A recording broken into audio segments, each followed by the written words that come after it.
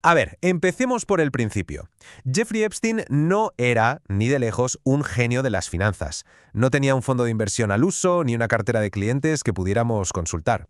La pregunta es, entonces, ¿de dónde salía todo ese dinero? ¿Cómo manejaba miles de millones de dólares? Para entenderlo, tenemos que olvidarnos de Wall Street y meternos en un mundo bastante más oscuro. Y esta es la pregunta del millón, porque esto no va solo de un caso criminal, es un auténtico enigma financiero. Vamos a ver cuál era la infraestructura que permitió que todo esto pasara, que operara con básicamente una tarjeta de crédito sin límite. Y la respuesta, pues, no la vamos a encontrar en los mercados públicos. Está oculta, pero a plena vista, en los rincones más opacos de la banca privada internacional, allí donde las reglas del juego son diferentes. Bueno, vamos al lío. Lo primero es desmontar el mito.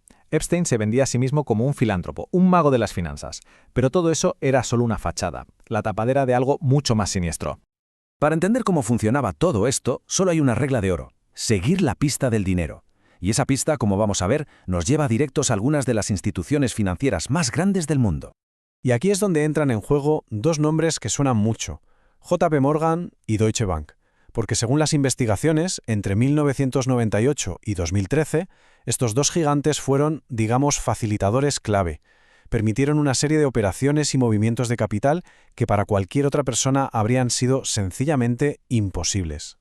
Y esto es lo que revela el trato de favor, ¿no? Si una persona normal y corriente intenta mover grandes cantidades de efectivo, saltan todas las alarmas del banco, pero al momento. En el caso de Epstein, no. Millones de dólares pasaban bajo un concepto tan simple como gastos de viaje.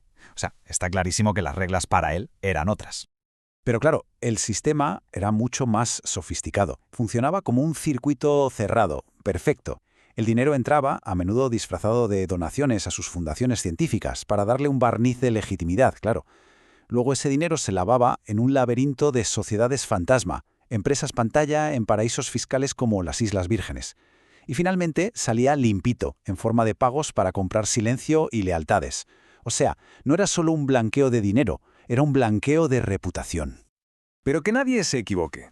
Toda esta maquinaria no estaba montada solo para hacerse rico. El objetivo era mucho más grande: convertir todo ese dinero en poder, y sobre todo en un escudo. Un escudo a prueba de balas. Y aquí entra un concepto clave: el chantaje financiero. ¿Qué es esto? Pues básicamente es usar el dinero y los secretos financieros de otros no para invertir, sino como un arma. Un arma para controlar, para protegerse y para influir en la gente más poderosa del mundo. Es que el verdadero poder de Epstein no estaba solo en lo que sabía, en los secretos, sino en lo que controlaba, los activos. Usaba estructuras supercomplejas como fideicomisos para que no se supiera de quién eran en realidad las mansiones, los jets privados, todo. Él era el guardián de las fortunas y de los secretos, de las dos cosas. Y así se creaba una red de protección mutua. Era un toma y daca. Sus socios, y hablamos de gente muy importante, políticos, miembros de la realeza, CEOs de grandes empresas, le daban acceso y dinero. ¿Y qué recibían a cambio? Pues protección y secreto absoluto. Era un intercambio de favores al más alto nivel que se pueda imaginar. Y el engranaje para que todo esto funcionara eran las Family Offices, estas oficinas privadas que gestionan las fortunas de los superricos.